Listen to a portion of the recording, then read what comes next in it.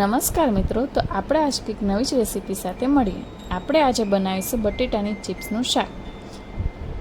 સૌ પ્રથમ આપણે લઈશું ડુંગળીને લાંબી કટિંગ કરી લેશું. ત્યારબાદ તેમાં બટેટાને અને ટમેટાને આવી જ રીતે લાંબા કટ કરવાના રહેશે.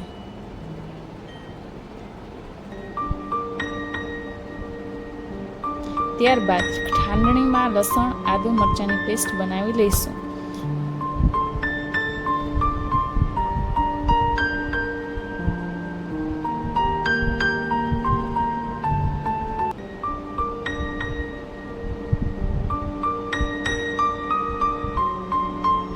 એક કડાઈમાં તેલ ગરમ કરી તેલ ગરમ થઈ ગયા બાદ તેમાં હિંગ, સૂકા લાલ મરચાં તેમજ આદુ મરચાંની કરેલ પેસ્ટને તેમાં નાખીશું અને થોડી વાર સાતળવા દઈશું.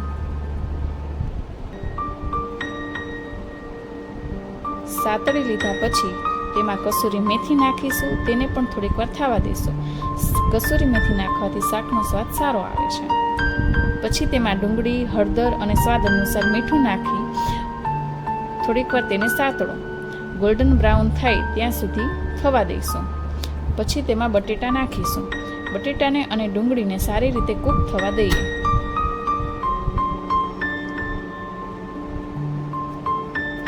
એ કૂક થઈ ગયા પછી તેમાં ટમેટા નાખીશું.